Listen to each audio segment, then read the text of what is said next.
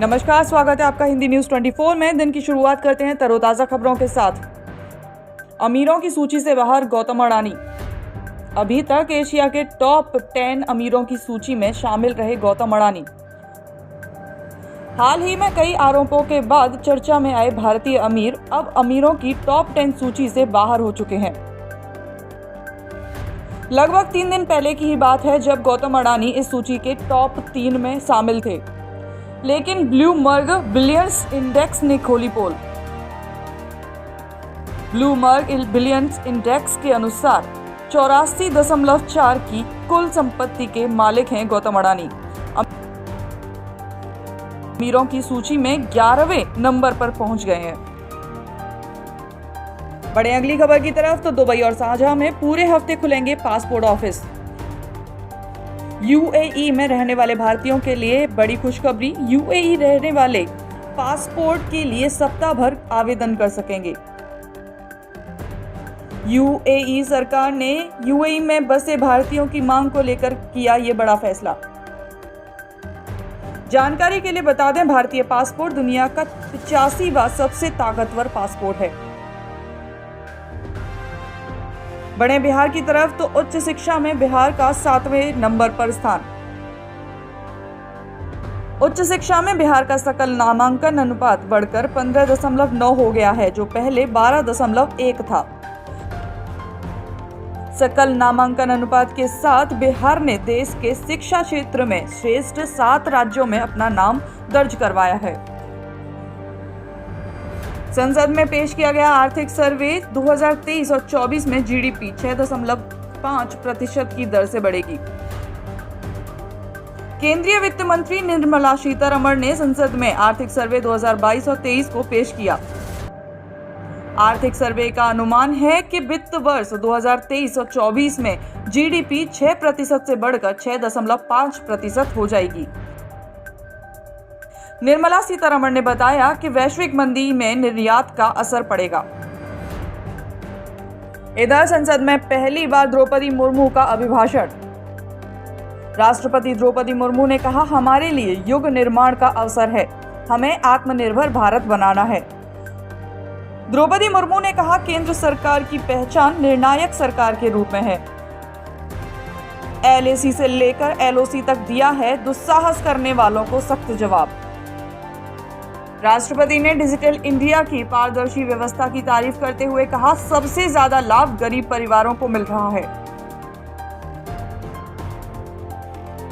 PM Modi ने संसद पहुंचते ही किया प्रेस कॉन्फ्रेंस। कहा, बजट को लेकर सकारात्मक माहौल है, पूरी दुनिया का ध्यान भारत की बजट पर है। पीएम मोदी ने राष्ट्रपति के अभिभाषण को बताया संविधान का गौरव। पीएम ने कहा, सभी सांसदों से बजट को लेकर सदन में सहयोग की उम्मीद है। राष्ट्रपति के अभिभाषण पर कांग्रेस ने किया हमला। कहा, यह सरकार बोलती बहुत है लेकिन करती कुछ नहीं। बढ़ते हैं अगली खबर की तरफ तो मनसुख मांडविया ने कहा, देश 2027 तक हो सकता है कुष्ठ रोग मुक्त। केंद्रीय स्वास्थ्य और परिवार कल्याण मंत्री मनसुख मांडविया ने कहा, भारत कुष्ठ रोग को देश से खत्म करने की दिशा में प्रगति कर रहा है। मांडविया के अनुसार कुष्ठ रोग के मामले साल दर साल कम हो रहे हैं। यदि रोग मुक्ति की यही गति रही तो भारत साल 2027 तक कुष्ठ रोग से पूरी तरह मुक्त हो सकता है। बड़े हरियाणा की तरफ तो हरियाणा सरकार ने शिक्षकों का मानदेय बढ़ाया। हरियाणा सरकार ने शिक्षकों के मानदेय को 5% इजाफे का ऐलान किया है। यानी हरियाणा शिक्षकों का मानदेय 30,500 से बढ़कर 32,500 हो गया है। बताते चलें कि हरियाणा मुख्यमंत्री मनोहर लाल खट्टर का नियम 1 अप्रैल से लागू किया जाएगा। बढ़ते हैं सबसे बड़ी खबर की तरफ तो विशाखापट्टनम होगी आंध्र प्रदेश की नई राजधानी। आंध्र प्रदेश मुख्यमंत्री वाईएस जगनमोहन रेड्डी ने घोषणा करते हुए कहा, आंध्र की नई राजधानी विशाखापट्टनम होगी। जानकारी के लिए बताते चलें कि 23 अप्रैल 2015 को आंध्र की सरकार ने अमरावती को अपनी राजधानी घोषित किया था। बढ़ते हैं अगली खबर की तरफ तो रेप केस में आसाराम बापू को उम्र कैद की सजा। गांधीनगर के सेशन कोर्ट में 10 साल पुराने केस में सुनवाई हुई। गांधीनगर के सेशन कोर्ट में चल रही सुनवाई के चलते सोमवार को आसाराम को दोषी ठहराया गया।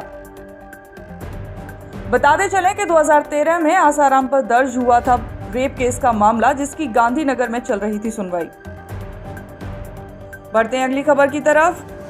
यूपी के पूर्व सीएम अखिलेश यादव ने कहा, गर्व से कहो हम शूद्र हैं।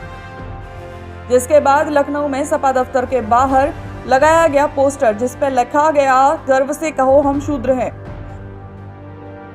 रामचरितमानस को लेकर स्वामी प्रसाद मौर्य का बयान। मौर्य ने कहा, रामचरितमानस की कोई भी प्रति हमने जलाई नहीं है। स्वामी प्रसाद मौर्य ने कहा, दलितों, पिछड़ों और आदिवासियों के अधिकारों के लिए आवाज उठा रहे हैं, लोग भी कर रहे हैं इसका समर्थन। स्वामी प्रसाद मौर्य के बयान पर यूपी के डिप्टी सीएम ने पलटवार करते हुए कहा, यह बयान मौर्य का नहीं, अखिलेश यादव का है।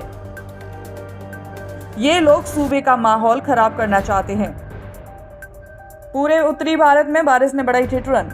दिल्ली एनसीआर में बूंदाबांदी से बढ़ रही है ठंड। कई इलाकों में तेज बारिश भी देखी गई।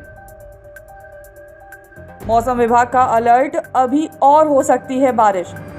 पहाड़ों में बर्फबारी का असर मैदानी क्षेत्रों में देखने को मिल रहा है। हिमाचल प्रदेश, उत्तराखंड, हरियाणा, दिल्ली, यूपी समेत कई राज्यों में मौसम विभाग ने जारी किया अलर्ट। ऐसी ही तरोताजा खबरों के लिए बने रहे हिंदी न्यूज 24 के साथ। चैनल को सब्सक्राइब कर नोटिफिकेशन ऑन करें। मिलते हैं नई अपडेट के साथ हिंदी न्यूज 24 पर।